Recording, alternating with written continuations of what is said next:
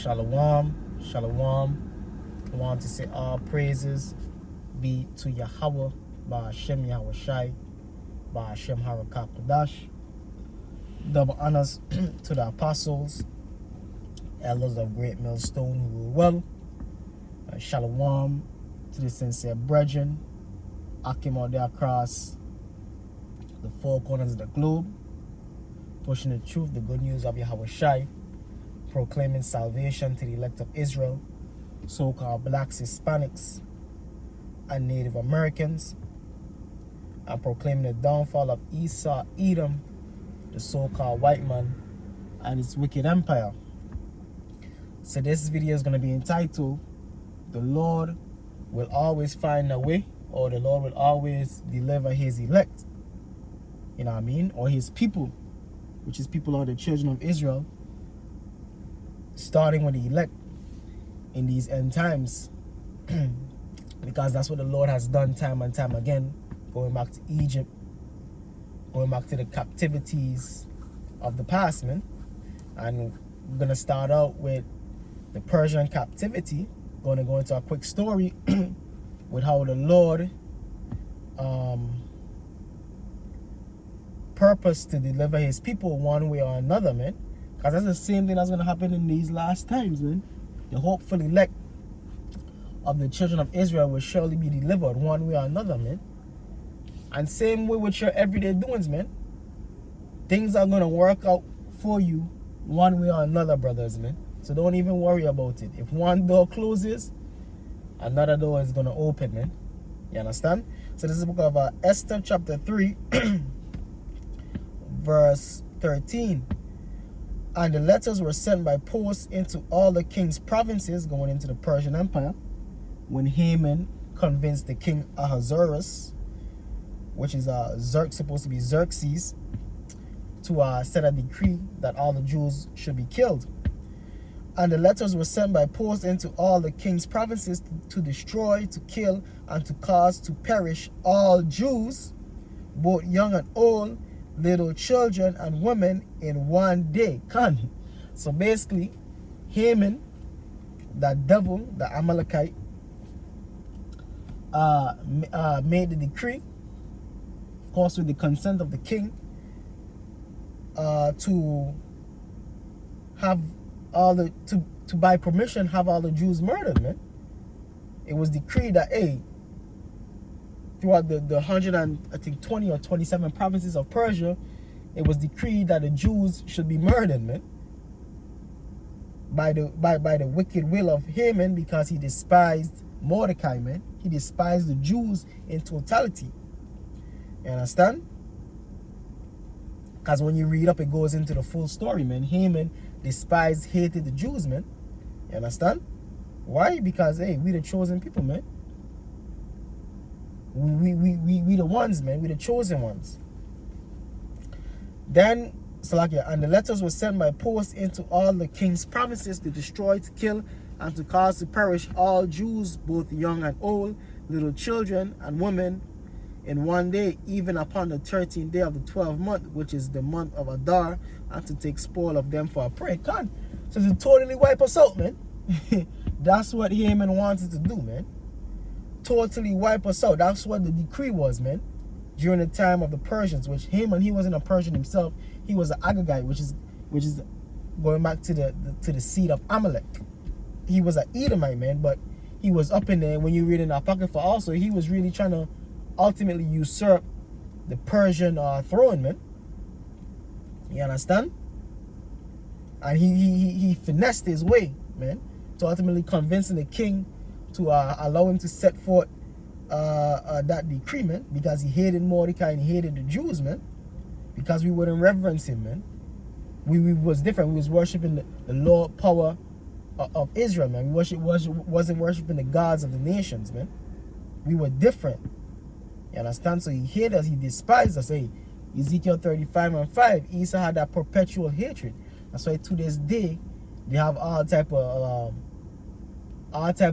things to try to destroy our people. One of the main things was abortion, Planned Parenthood.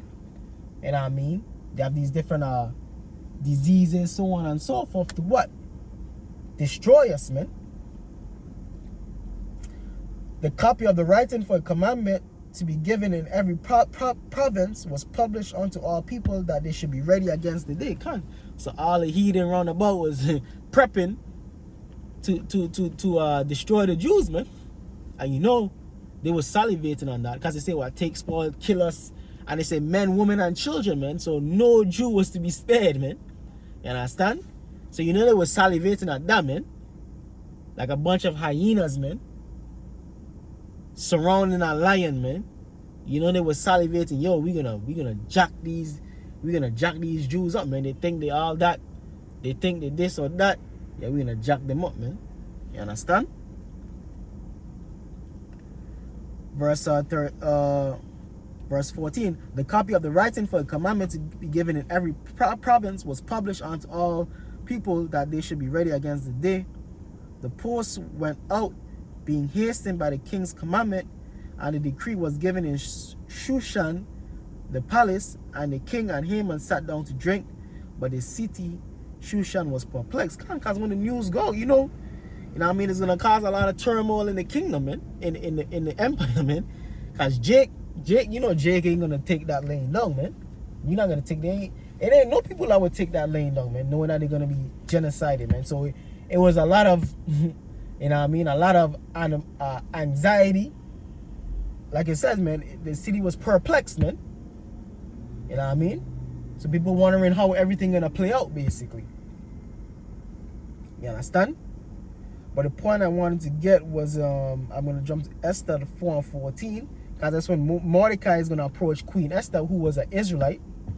You know what I mean? Because Mordecai, and she was Mordecai's niece. Mordecai was her uncle. And you know, you go into the story of Esther, she basically won the opportunity to become the king of Persia's wife, man. And that's what happened. So she was up there in a power seat. You understand?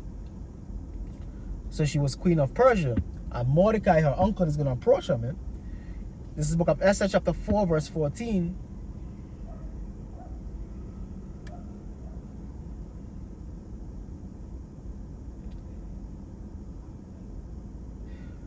Esther chapter 4, verse 14. For if thou altogether holdest thy peace at this time, this is Mordecai speaking to Esther, then shall their enlargement and deliverance arise to the Jews from another place. So that's the point. It's one of the main points I wanted to get. Hey, man, the Lord is gonna always find a way to deliver his people, man, against all odds, man. Just like during the time of the Red Sea, man, the parting of the Red Sea, which we go into the history, if I'm not mistaken, is the Gulf of Akbar. We were surrounded, man. And what did the Lord do, man? He parted the sea, man.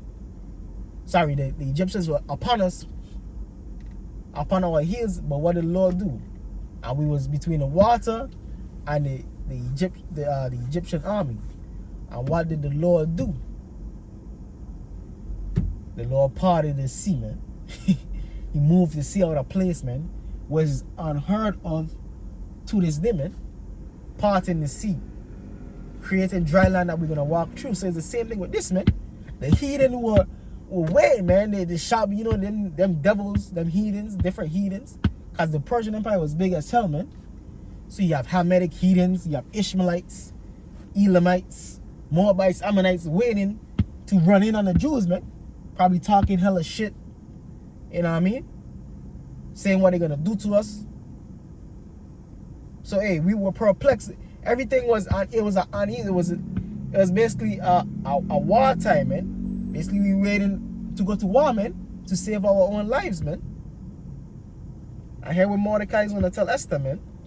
For if thou, Esther chapter 4, verse 14, for if thou altogether holdest thy peace at this time, then shall their enlargement and deliverance arise to the Jews from another place. So Esther, if you don't want to talk to the king and find a way for us to be delivered, then the Most High don't need you, man. You know what I mean? So one thing you have to recognize, it ain't nobody bigger than the Lord's protocol, man. Bigger than the Lord, what the Lord wants to happen, man. All right, you don't want to do what the Lord wants you to do? All right, bye. The Lord will find somebody else to replace you, man. So that's basically what Mordecai is telling Esther, man. So That's the same thing with us, man. Hey, don't worry about it, man. You know what I mean? If one door closes, another door open. If one person's, you know what I mean, don't want to help you out or whatever, you know what I mean? Shit don't go right. Hey, to hell with it, man. The Lord gonna make another way. You understand? The Lord gonna make another way. When one door closes, another door opens, man. For if thou altogether holdest thy peace at this time, then there shall be an enlargement and deliverance arise to the Jews from another place. But thou and thy father's house shall be destroyed, and who knoweth whether thou art come to the kingdom for such a time as this? So he basically saying, yeah, if you don't want to do this, then yeah, the Jews gonna still be delivered, but your ass is gonna be destroyed, man. You know what I mean? And he basically telling her, hey, that's why you was really made queen for the time of for this time, man, to be a source of deliverance for thy people, man. And when you go into the chapters, man, it goes into the Jews fasting and praying, and ultimately Esther made it as to where she convinced the king as to where the Jews could defend themselves in that day, man. And I stand ultimately Haman, I think Haman was hanged. And I mean, basically the Jews was delivered, man. The Jews was delivered, man, during the time of Esther. But the main point was, hey, if Esther didn't want to do it, want to approach the king and convince him to make a way for the Jews to be delivered, the Lord would have found another way, man. The Lord is not short on mechanisms to get what he wants done, man. The Lord has a million ways to deliver you, man. The Lord has a million ways to destroy you, and the Lord has a million ways to deliver you, man. You understand? This is the book of Luke, chapter 18, verse 7. And shall not the Most High avenge his own elect, which cry day and night unto him, though he bear long with them? I tell you that he will avenge them speedily. Nevertheless, when the Son of Man cometh, shall he find faith on earth? So the Lord will always avenge his elect, man. Though it tarry, wait for it. Like the book of Habakkuk say, though it tarry, wait for it, so it shall surely come, man. Your deliverance might not come when you expect it, but hey, or your redemption, or so there's the thing about suffering wrongfully. Your vindication might not come when you looking for it, but it's gonna ultimately come, man. Though it tarry, wait for it, man. Same thing with this deliverance in this end time, man. Brothers been wanting this deliverance to come like yesterday, but it's not in our timing for the deliverance, for to sanction the deliverance, man, and how it's gonna go down, man. How and when it's gonna go down. We know the general, but we don't know how exactly everything is gonna go down, man, and what's gonna every detail. We know in part, prophesying in part, man. But ultimately we know the Lord is gonna make a way for us to be delivered, man. The Lord is gonna make a way for this society to collapse, and the Lord is gonna make a way for the hope for the elect to be delivered. Just like he did in every captivity, man. In Esther, in Egypt, you know what I mean? In the book of Judges goes into that a lot. But they deliver different deliverances. You understand? The time of the Maccabees. Let me see if I can find a precept from the book of Maccabees.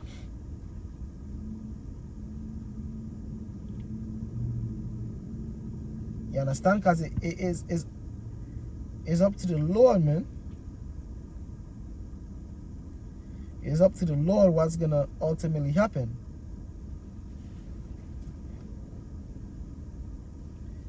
This is the book of Ecclesiastes, chapter 9, verse 11. This is in the precept, but this is a good one. I returned and saw under the sun that the race is not to the swift, nor the battle to the strong, neither yet bread to the wise, nor yet riches to men of understanding, nor yet favor to men of skill, but time and chance happen it to them all. Come. So basically the Lord decide everything that's gonna happen, man. It ain't nothing happen it looks to happen at random to us, man. You know what I mean? Or just out of the blue. But the Lord set it up that way. The Lord set up that way, man. You know what I mean? And that's the Isaiah 55. The Lord ways are higher than our ways, man. So what is marvelous to us is a simple thing to the Lord, man. What is marvelous to us is a simple thing to the Lord. I think it's a verse.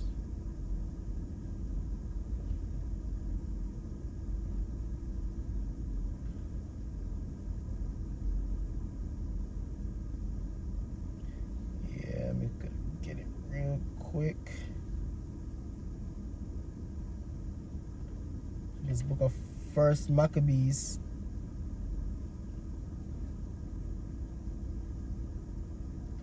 chapter 3.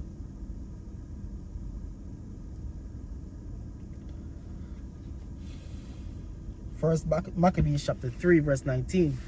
For the victory of battle standeth not in the multitude of hosts, but strength cometh from heaven. Come.